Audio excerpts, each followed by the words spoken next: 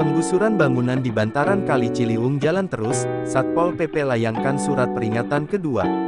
Satuan Polisi Pamong Praja atau Satpol PP Jakarta Timur melayangkan surat peringatan kedua perihal penggusuran bangunan di bantaran Kali Ciliwung di Jalan IPN Kebon Nanas RT 09 RW 06, Kelurahan Cipinang Besar Selatan, Kecamatan Jatinegara. Kasatpol PP Jakarta Timur Budi Novian mengatakan, penertiban bangunan itu dilakukan karena berdiri di dekat proyek outlet sodetan Kali Ciliwung.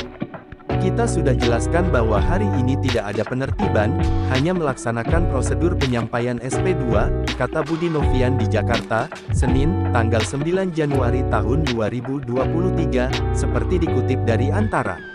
Budi menambahkan, berdasarkan data yang dihimpun pihak Kecamatan Jatinegara terdapat sebanyak 50 kontrakan dan 9 kios di area tersebut.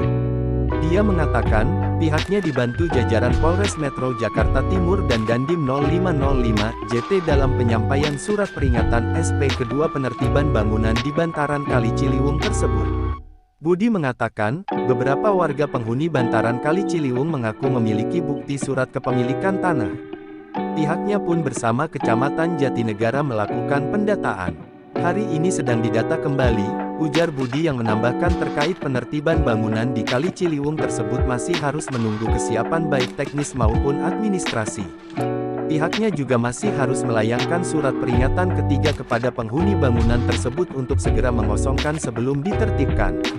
Jika sudah siap kita layangkan SP3 sebagai prosedur peringatan terakhir sebelum dilakukan upaya paksa sesuai dengan ketentuan yang berlaku, tutur Budi.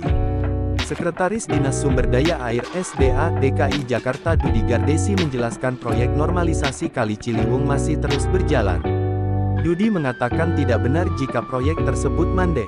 Enggak mandek, kita jalan terus. Cuman saya bilang, ada beberapa permasalahan kan. Nah permasalahan itu disebut mandek, kata Dudi saat ditemui Tempo di kantor Dinas SDA DKI Jakarta, Selasa, tanggal 27 Desember tahun 2022. Dudi lantas mencontohkan permasalahan yang dihadapi dalam proyek normalisasi Ciliwung, terutama dalam hal status lahan.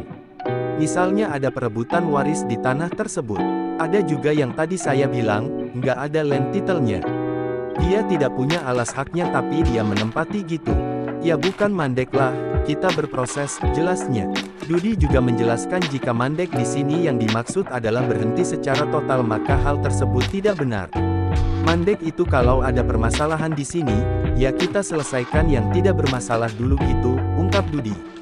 Menurutnya, penyelesaian permasalahan tersebut sangatlah penting. Karena jika tidak maka pekerjaan konstruksi tidak bisa berjalan. Kita maunya kalau ini udah dibebaskan oleh kita, ya Kemenpuper bisa melaksanakan proyek konstruksinya juga lebih mudah, ujarnya. Kemudian saat ditanya mengenai pembebasan lahan di Rawajati, Dudi mengaku hingga kini pihaknya masih berproses. Diketahui, lahan di Kelurahan Rawajati menjadi satu dari 4 yang diprioritaskan.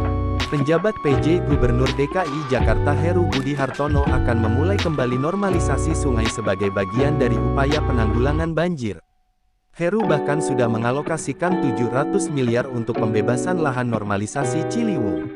Anggaran ini masuk dalam rancangan peraturan daerah tentang APBD DKI tahun anggaran 2023. Normalisasi Kali Ciliwung kurang lebih sekitar 700 miliar, kata dia usai rapat paripurna di gedung DPRD DKI, Jakarta Pusat, Selasa, tanggal 8 November tahun 2022.